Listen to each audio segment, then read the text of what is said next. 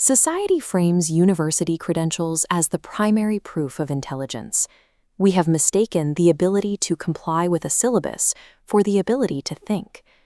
The figures who built the infrastructure of the modern world often worked outside these systems.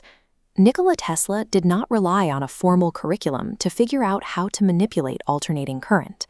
He, along with many historical outliers, bypassed traditional pathways to achieve engineering breakthroughs. Modern education often produces archivists, people trained to collect, categorize, and store information without ever applying it to a real-world problem. Archivists measure their capability by their inputs. They count books read, flashcards memorized, or hours logged in a library. Hoarding data does not equate to acquiring a skill.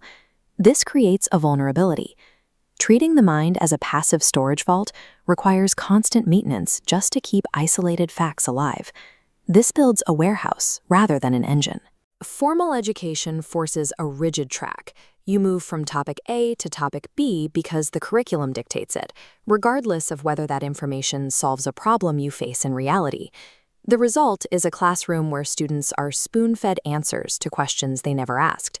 They sit through lectures where engagement and urgency are optional.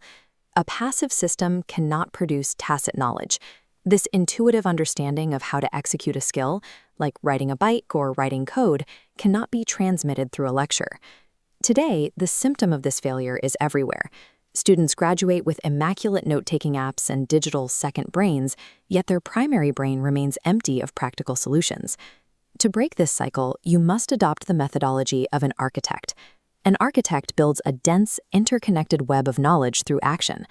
Classroom learning fades because it relies on fake relevance.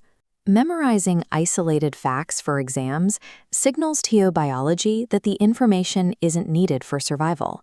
In the arena, the real world, information has automatic relevance. Solving a problem to complete a project forces your brain to absorb the solution as a necessary tool. This process is governed by a biological mechanism mapped out by psychologist Hermann Ebbinghaus. This chart shows the forgetting curve, the exponential rate at which knowledge decays. Without immediate application, your brain rapidly purges data it deems useless. Forgetting serves as a biological filter.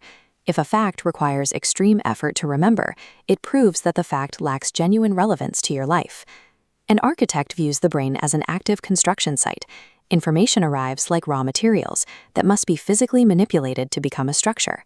A fact memorized without context floats in a void.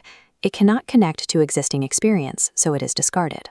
Execution forces 3 types of encoding: elaborative, connecting to prior knowledge; organizational, chunking into mental frameworks; and semantic, understanding meaning. This networks facts into a dynamic schema. This dictates the architect's prime directive: hunt, don't hoard. You only seek out the specific information required to complete the structure you are currently building. Knowledge crystallizes when information is forced through the bottleneck of execution. This forges theoretical concepts into hardwired instincts. Master autodidacts use a strict outcome-based framework to bypass formal permission. This is the blueprint for self-education. Step 1 is defining a specific vision. Picking a precise target prevents you from getting lost in broad, infinite topics like marketing or physics. Step 2 is committing to a tangible project. Starting before you feel ready forces you to hit a wall of ignorance, creating immediate stakes. Step 3 is the hunt.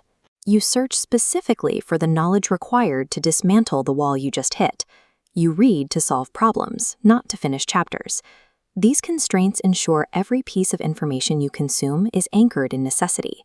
Step 4 is 30 to 90 minutes of daily, uninterrupted execution. Relentless daily practice creates the physical changes in your brain's neural architecture. Step 5 is compression. Mastery means knowing fewer facts because you understand the core principles that generate them. Step 6 is iteration. You test your compressed knowledge against the feedback loop of reality, finding flaws and adjusting your mental models. This process turns complex data into singular, powerful principles that can be applied across any domain. Graduation implies a finish line to the learning process, an idea that breaks down the moment you enter the arena. Outsourcing your problem-solving capability to external hard drives or AI leaves your own mind fragile and underdeveloped. Choose a project, Step into the arena. Force reality to teach you exactly what you need to know, exactly when you need it. A dense, self-generating web of knowledge, housed entirely within your own head, is the most effective tool for navigating a complex world.